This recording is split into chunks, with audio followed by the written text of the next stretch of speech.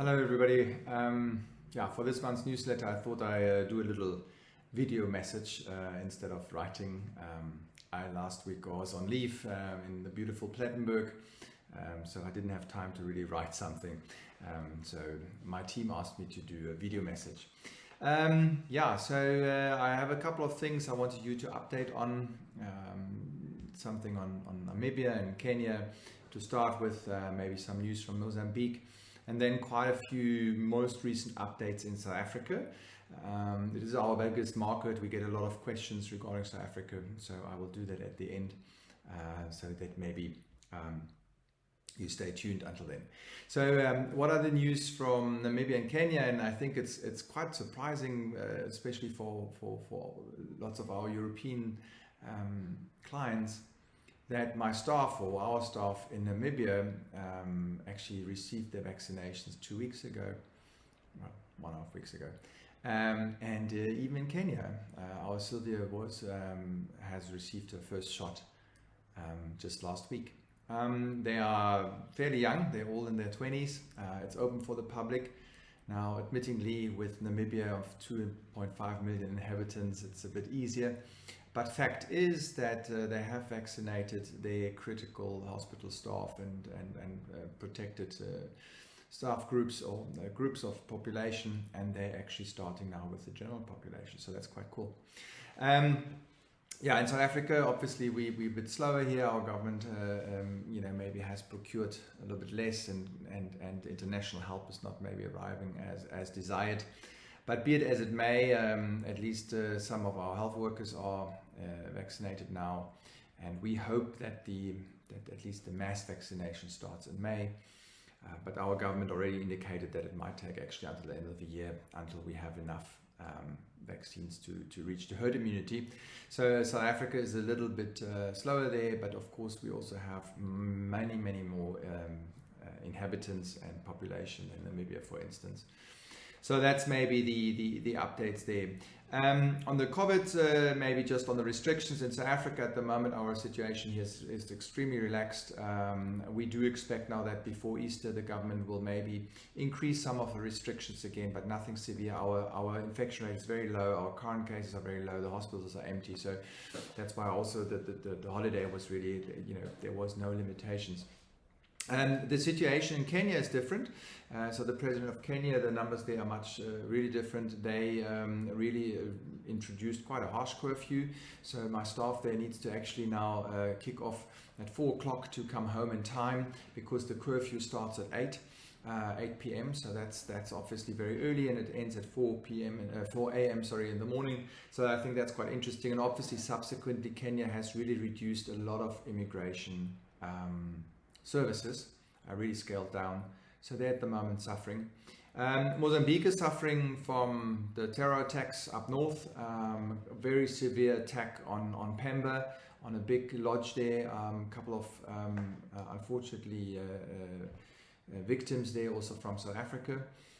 South Africans are a big investor there, and it does affect obviously the plans with the gas explorations, because Pemba is one of the hubs in the north. It is, very far away from Maputo, the capital, which is in the south. So our staff and also the general situation is under control. But obviously it's not good for the country.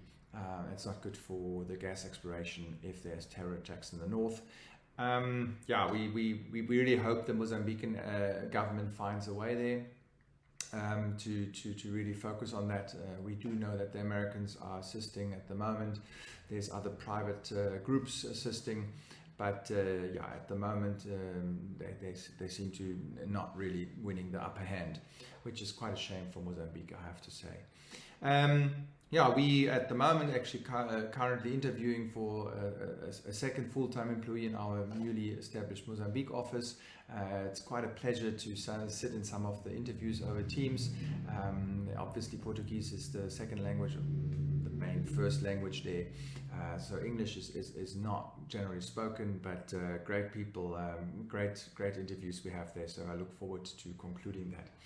Now let's move on to South Africa now, and now it comes a little bit on purely immigration updates for the ones who are more interested in that.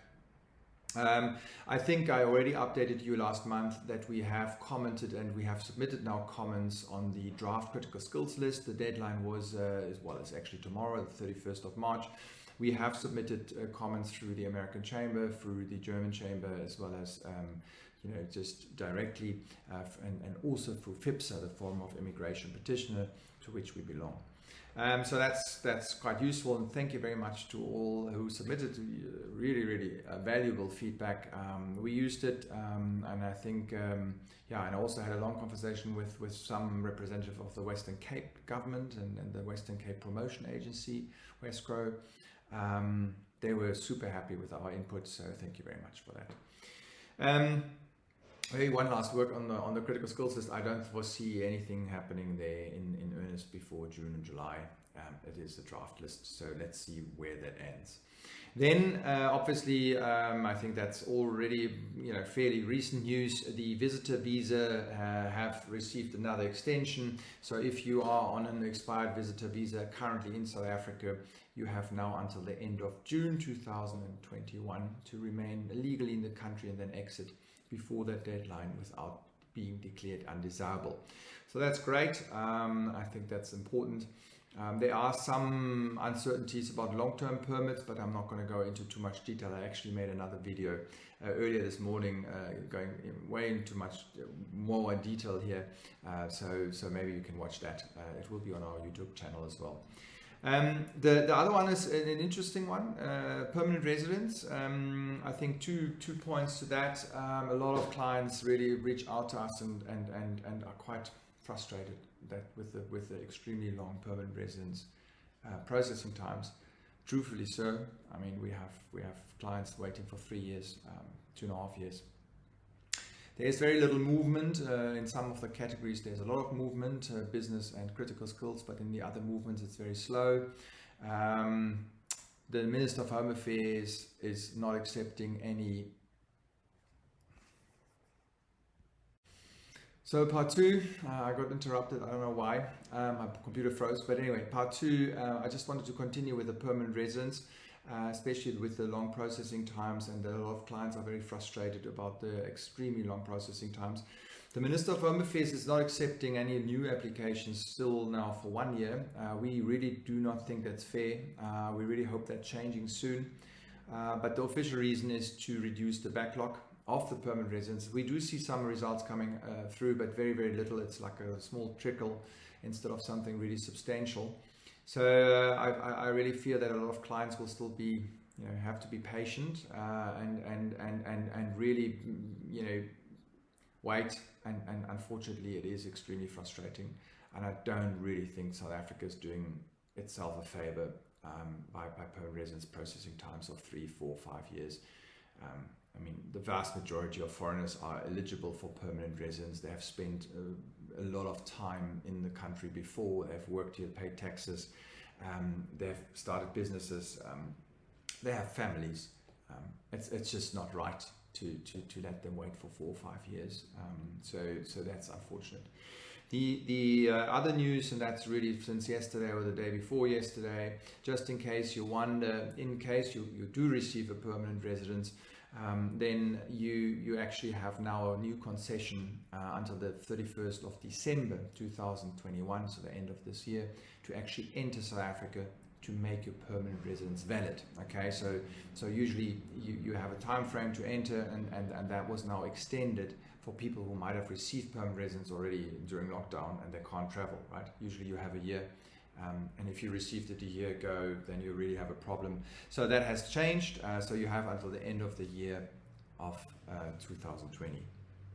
Then maybe another update is that Home Affairs and the BFS actually, sorry, they introduced a mobile unit. And we as FIPSA members now are able to actually call on this mobile unit. So when we have 10 and more applications, we get VFS actually officers to our offices, and we get the clients here, and then we do all the submissions with the VFS officials in our offices.